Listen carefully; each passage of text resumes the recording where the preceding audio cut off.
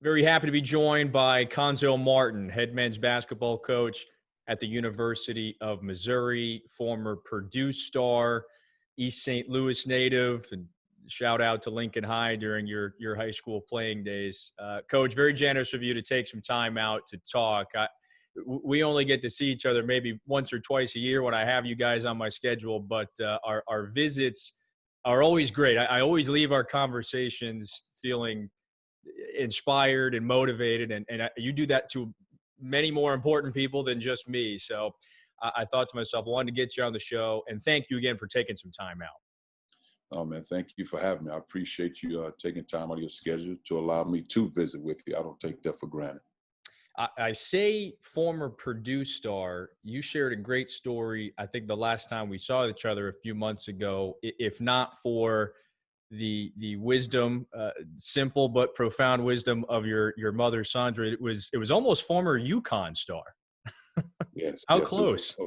Well, really, it probably would have been Illinois if those NCAA situations didn't take place. And I don't know if they even received sanctions back in that between 88, 89, somewhere around there with the Deion Thomas situation, who's a good guy and a great player. So then when that happened, I opened up my recruiting, and it came down to Purdue in Connecticut. And really my mom simply said, because there were so many unknowns, and all she wanted to do is put her son in a great situation. I think what Coach Keady said more than anything, and it's two, amongst other things, he said, if he go to class every day, he'll get a degree, and if he work hard, he'll play. And my mom and she liked it, again, Purdue and Connecticut, but she just felt like, she said, I think Purdue is a good place for you, and that's what happened. And you heeded the advice. You guys won a couple of Big Ten titles when you were there, and you've talked with so much respect towards Gene Keady. He is someone who is so influential in your life. I guess as a substitute to, and of course, that, why not? He is a college basketball Hall of Famer. As a substitute to asking, what makes him such a great coach, I'm curious, how did he motivate you? What did he draw out of you that made you a better player and then person as well? Well, I think, on the surface, Coach looked like a tough guy. Now, he was a tough guy from the standpoint. That's who he was. That was his nature, not just because he coached. He played football and did a lot of things, worked extremely hard, and made himself into a great coach.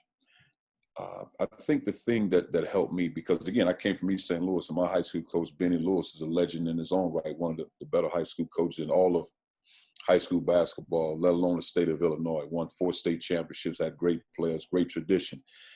So for me, the transition to Purdue was just an adjustment in my game, an adjustment in culture and different environment. But I was coached well, and I was coached. I guess some people would call it being coached hard, but I never thought it was being coached hard when a coach asks you to do something.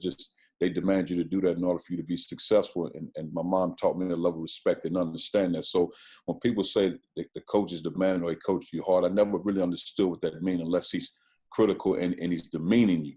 So other than that, Coach Keady didn't coach me hard. He coached basketball, and he was a great teacher. And I thought one of the things that he had power, but he had a tremendous amount of compassion that went with it. And I think oftentimes we have people that have power, and if they don't have the compassion that goes with it, I think that's when the problems occur. And I thought Coach, on the surface, though he looked tough and he was mean and demanding, he really wasn't. He was, and I say this respectfully, he was a teddy bear. And what I meant by that, when you got to know him and you understood what he expected of you as a player, he was fun to be around. And again, I never had problems with him. But I thought he had the power, but he had the compassion to go with it. I watched it was sort of a coach's roundtable that he did several years ago at this point. And I know you two stay in constant communication even to this day, but he said of all the players that I coached, the best leader of all of the players that I coached was hands down Cuonzo, no doubt about it. He said he would, halftime, he'd have to get his staff ready to go to meet with the players at halftime. And we got to go over X, Y, Z. They get into the locker room, and he said, Cuonzo had everybody straightened out. First off, where did you get those leadership qualities at that point in your life? I think the easiest answer, not to sound like a cliche, I think God first and foremost, because it's not as if I set out to say I want to be a great leader. you find your way in life. And I think outside of God, the blueprint was my mom. Whatever that was, it wasn't as if she talked about be a great leader every day. It was just the everyday habits and the disciplines. But I think what my mom taught me more than anything, even with my elementary, middle school, and high school coaches, what those guys did a great job of teaching teams and values. Understand that part. So I was never a selfish player, and I've always applauded if I had a teammate that was a great scorer, or in baseball was a great hitter. We encouraged that. Like, for example, I played with Alfonso Ellis in high school, was in my opinion, the best high school player I've ever seen. But was a great teammate, a guy with a tremendous amount of compassion for his teammates, wanted to see his teammates be successful. We look forward to him scoring 40 and 50 points. When I went to college, I played with Glenn Robinson, another great player. And we one game, we were fighting to get him 50 points. We were trying to get him 50 points. So I've never been a guy that was jealous of another guy's success. I applaud that and I appreciate that, because all I cared about was winning and the camaraderie of a team. And, people say brotherhood and we family in the locker rooms, but being a family, there still have to be some tough times when you're talking about being a family. I think we were able to do that, but understand, let's put this to the side and take care of the task at hand. But I've just always been a guy that all I cared about was winning and being a part of the team and having success. And because I've always felt like when we have success, we all can get what we're trying to get out of life, or we all can get where we're trying to go. Coach, by the way, you darn near did it when you talk about getting the big dog to 50 points a game. He averaged, what was it, 30 a game? You guys went to the Elite Eight. You won a Big Ten title. And how in the world did Glenn Robinson in the Big Ten average 30 a game? And that is not even an exaggeration. I think it was like 30 and change a night. Yes, I think he's probably the last guy to do it at this level. He averaged 30 and 10 and maybe around two block shots, somewhere around 2 block shots, somewhere around 2 steals. He was a tremendous scorer, man. He was relentless with it. But the thing about Glenn, I think, what separated him from a lot of guys at that time, he practiced hard. And it wasn't as if Coach Keady had to say, come on, Glenn, practice hard. He competed, and it meant something to him every night out to try to be a great player, to take care of the task at hand. And I think one of the things that made him special, I'll give you a story. We played at Michigan, because Michigan came to our place and beat us. And we had to go to that place to win the conference, so to speak. But there was one time Glenn was struggling with his 3-point shot, though he was on the ball. And then Coach said to him, don't shoot any threes this game. And the next game was Michigan, where he was 5 for 5 from the 3-point line.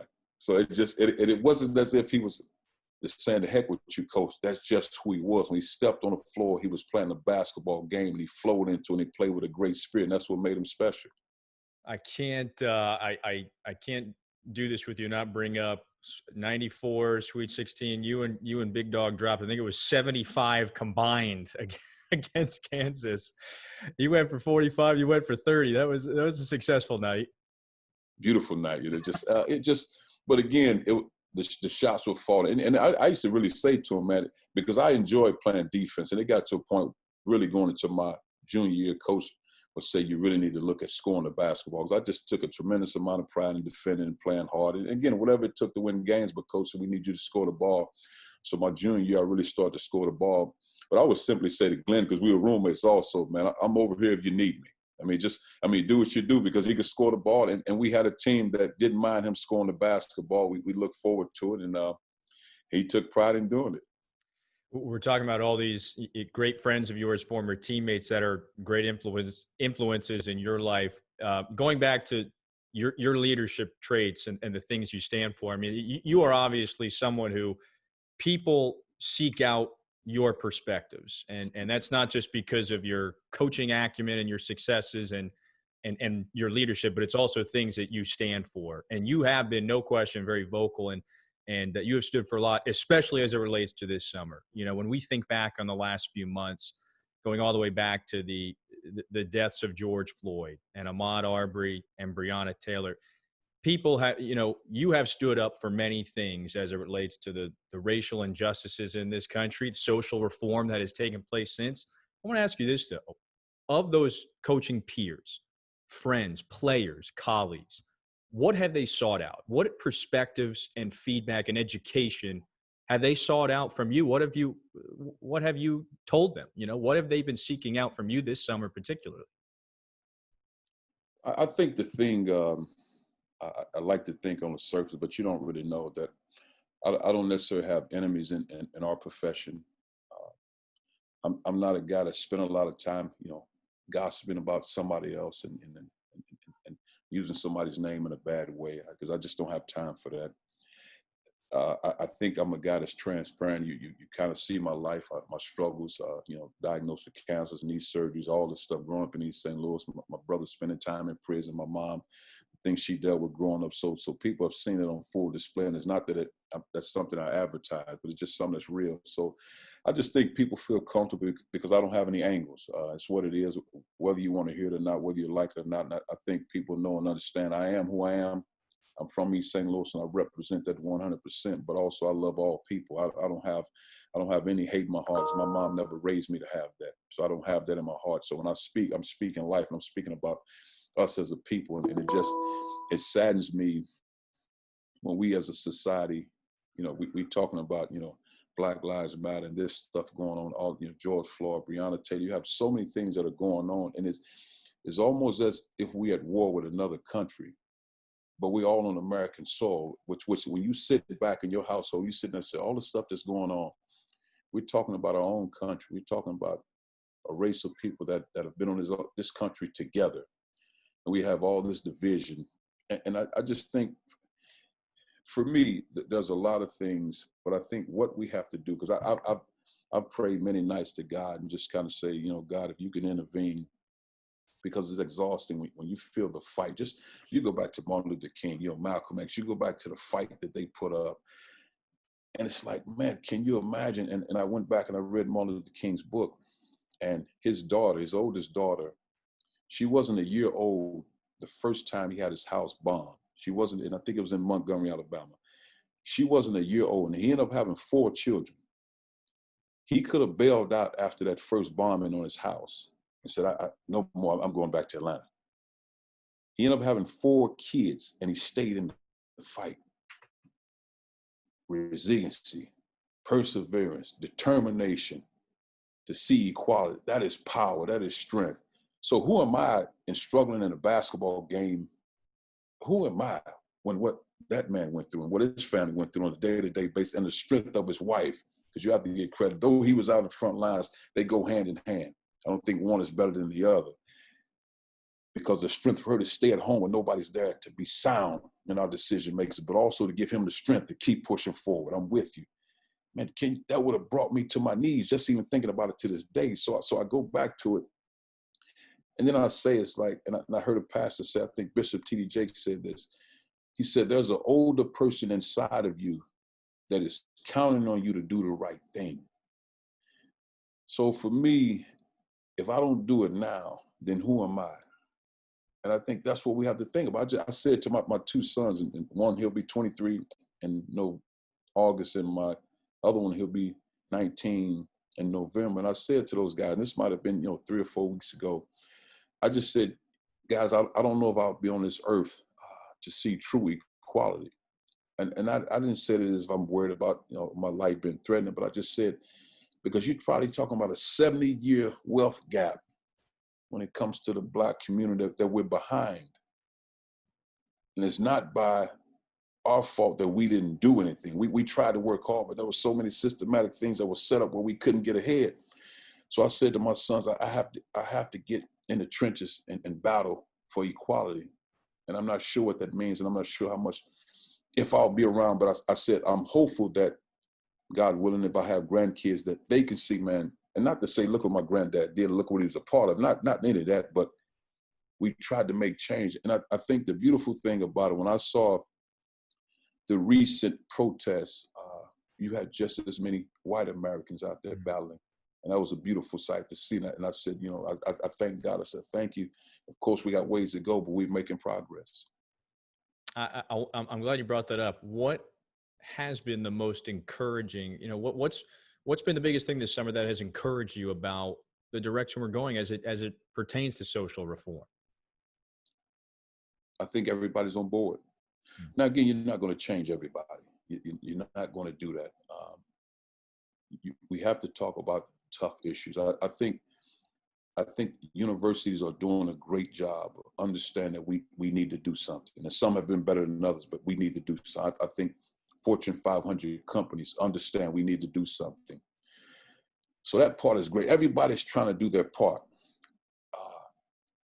We have to be aggressive in our approach, but we also have to be patient because it doesn't happen overnight, because there'll always be bumps in the road, and there'll always be somebody to give a level of resistance. You have to be strong. And I think the most important thing when you're talking about a movement, the power comes in the truth. That's the movement, if it's the truth. So we can agree or disagree on anything, but the truth is the truth. And I think we have to understand that part. So for me, I've been very encouraged. Just here on our campus, I think our administration are doing a tremendous job of trying to battle and fight to make things right and make things better. And it doesn't happen overnight, but as long as you put forth a sincere effort, I think we're making progress. Well, and you're doing it too with your voice, your actions, what you're doing with the NABC, the McClendon Foundation, the Minority Leadership Initiative, so on and so forth. All right, St. Louis, you're from East St. Louis. You've got many players on your roster from St. Louis. How gratifying is it to go back there, recruit players from in and around your hometown, get to coach them, get to grow them? It's good, but and I would have said as a young guy in this thing, I would have said it's great. But now I say it's good, and the reason why I say it's good, the great part comes from me when they're done playing. Whether they be a pro, okay, great. Our job is to put you in position to be an NBA player. That's your goal. But I always said to our guys, I'm not God. We can put you in a position. Your work, we have to put you in position, but your work behind it has to prepare you through, not the course situations and all that. But the great part for me nowadays comes in the opportunities to have a successful career in life. And meaning, if you're done playing, great, but what type of career will you have? Are you a CEO of a company, you're CFO of a company, or you're in a position to make decisions in a company? Then for me, that's success. Then we've made it, because now there are opportunities, because now you can help somebody else. And it doesn't necessarily mean whether they're Black, but you can help somebody else and you can create opportunities. Because if you're not in position to help somebody else or create opportunities, then I didn't do a very good job of putting you in position to do that. Because again, in recruiting, mom and dad passed the baton to me. Mm-hmm. I got to pass this baton on, and we cannot drop the baton. And that's how you have to look at it. You said this a couple of years ago, and it relates to what you just said there. I think you were speaking at a coaches forum, but you mentioned you've coached at Missouri, Cal, Tennessee, Missouri State. When you were at Cal, you kind of changed the philosophy in how you not just coach when you're on the court, but basically how you work with your players, how you help them achieve success. What was the philosophy change? Can you explain that? Well, what happened, I think I've been blessed to coach, and I maybe 54 guys that have completed eligibility, and 53 have degrees. And the one guy I'm still seeking him. And I just, matter of fact, I just 3 days ago had 3 of his teammates to try to get his information, because he's on Facebook to try to get his information so I can talk to him to try to get that. And he was at Missouri State. He was a good guy, but we got to make sure he get it. Not to say we have a 100% record, but to make sure you get it, because that's what he should do. But, I was taught, by Coach Keady, and even my mom, you go to college, you get a degree. The basketball part, that was what it was. But if you get a degree, I got a degree from Purdue University, which is a tough school, man. Not scratching claw for that. So I'm proud about that. But then in coaching, guys getting degrees, and you thought that was enough. But when I got to Cal Berkeley, I realized just getting a degree was not enough. Coach, I need some assistance to be able to intern, or for someone to make a call so I can get the job. Because in most cases with athletes, you have very intelligent guys, but you might have an athlete graduate with a 2.7, 2.8, with a competition as a 3.9. Well, I'm probably not getting that job, and the competition had the opportunity to do a lot of community service work. We do stuff as a team, but they're involved over here. They did this and did that because they had the time. Well, we played our sport, which is really a job, but I didn't have the time to do other things. So my experience at Cal Berkeley helped me understand the importance of not only a degree, but the value and the opportunities of helping that student athlete to get the job so they can have a successful career.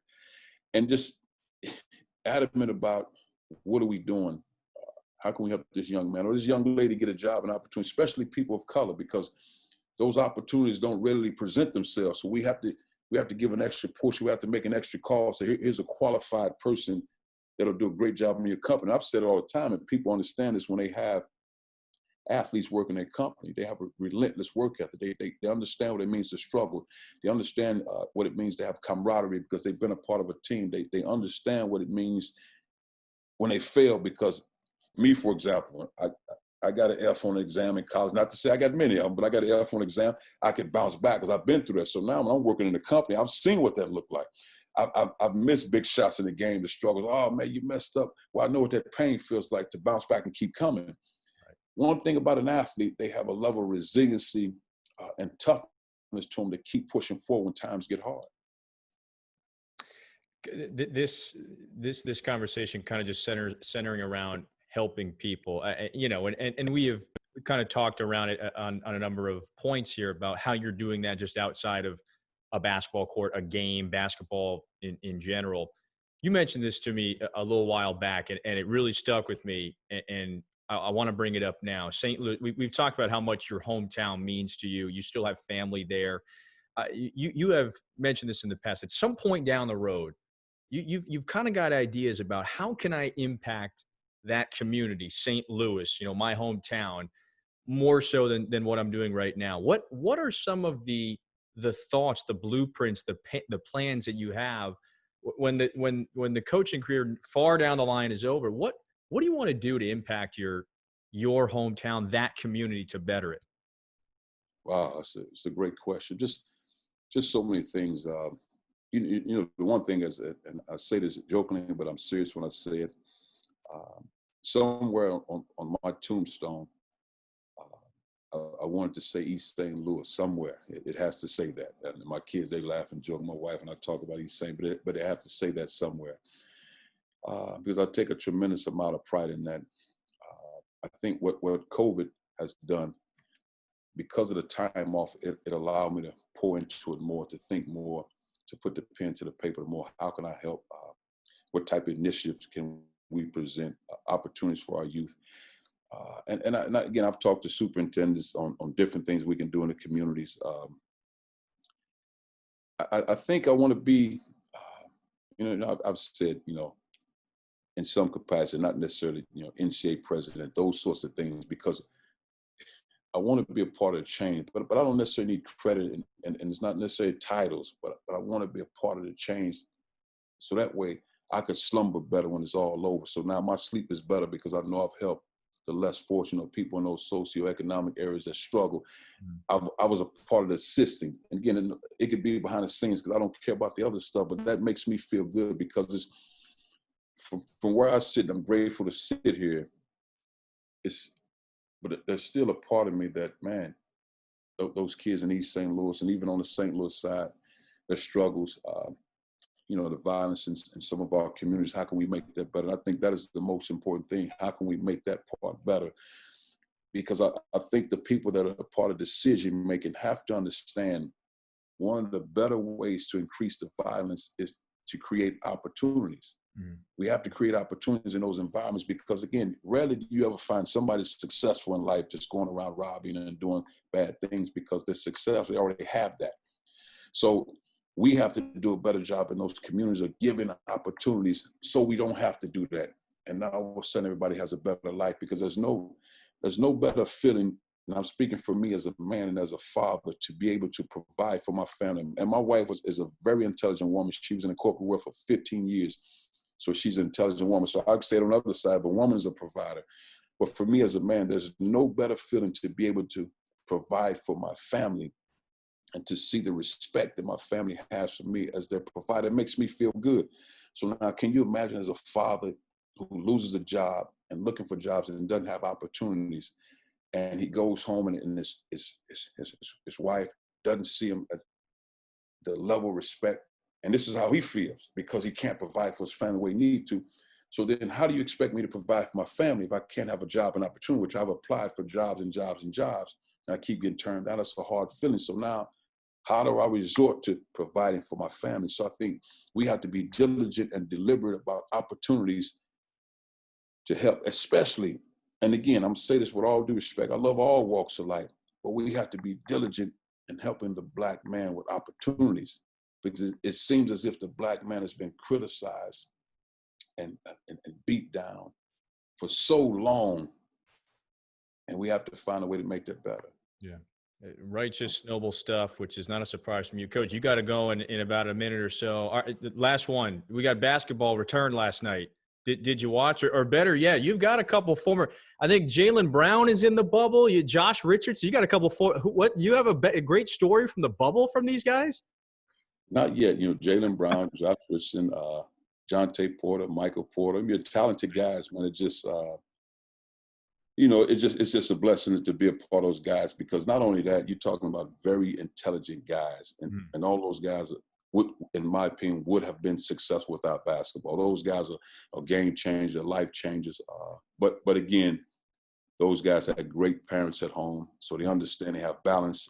You watch how those guys speak in our community. They're not afraid to talk about things, even if it's uncomfortable for some, but highly respected guys, and those guys will be game changers in our world. But no stories yet. Plus, you know, Kev, I wouldn't reveal them like this. Those guys would beat me up, so I couldn't reveal any stories. They had it for me. So no, but it's been good. And I actually watched about 5 minutes of LeBron and those guys' game last night, but I videotaped the game before that and that one, so hopefully I can get it done by this weekend. It is good to have basketball back. You've got some of your players back on campus practicing safely, that is, and we're all kind of full steam ahead, and so fingers crossed with everything. But, hey, Cuonzo, I know you got to run, Coach. It was a pleasure talking with you. Cuonzo Martin, head men's basketball coach at Missouri, influential leader, cancer survivor. Coach, thanks for the time. Thank you for having me, Kev. Take care, man.